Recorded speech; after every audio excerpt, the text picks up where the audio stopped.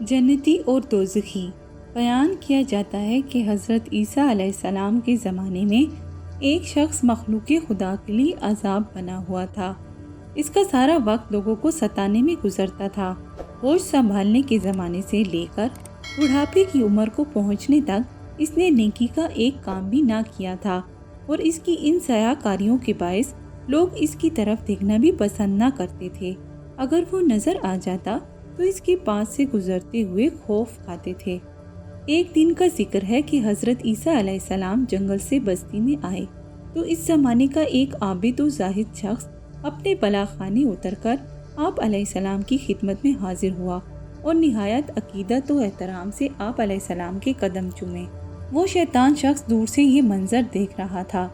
اس نے ایسے معزز شخص کو ایسی عقیدت سے حضرت عیسیٰ علیہ السلام کی قدموں پر جھکتے ہوئے دیکھا تو یہ احساس نشتر بن کر اس کے دل میں چبھا کہ ایک میں ہوں کہ لوگ جس کا نام لینا بھی پسند نہیں کرتے، اور ایک اللہ کی یہ نیک بندے ہیں کہ بڑے بڑے نام پر ان کے پاؤں چومتے ہیں۔ یہ سوچتے ہوئے اس پر رقت طاری ہو گئی اور وہ رو رو کر اللہ سے اپنے گناہوں کی معافی مانگنے لگا۔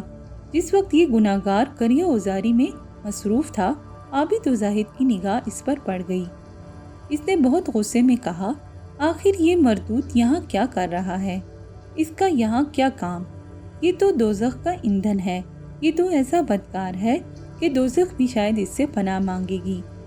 یہ باتیں سوچتے ہوئے اس نے دعا مانگی کہ اے خدا، میرا انجام اس مردود کے ساتھ ہرگز نہ کیجیے۔ جس وقت وہ یہ دعا مانگ رہا تھا، حضرت عیسیٰ علیہ السلام پر وحی نازل ہوئی کہ گناہگار اپنے گناہوں پر شرمسار ہو کر اور توبہ و استغفار کر کے جنت کا حقدار بن گیا ہے، کیونکہ جو ہمارے دروازے پر عاجز بن کر آئے ہم اسے مایوس نہیں کرتے۔ ہم نے اسی وقت ان دونوں کی دعا قبول کر لی ہے، اور چونکہ عابد و زاہد نے یہ دعا مانگی تھی کہ اس کا حشر اس کے ساتھ نہ ہو، اس لیے اسے جنت کی جگہ دوزخ میں داخل کیا جائے گا۔ اس نے اپنے زاہد و تقوی پر غرور کر کے سارے اعمال ضائع کر دیے ہیں۔ اس حکایت میں غرور پارسائی پر ندامت کے آنسوؤں کی برتری کا حال بیان کیا گیا ہے۔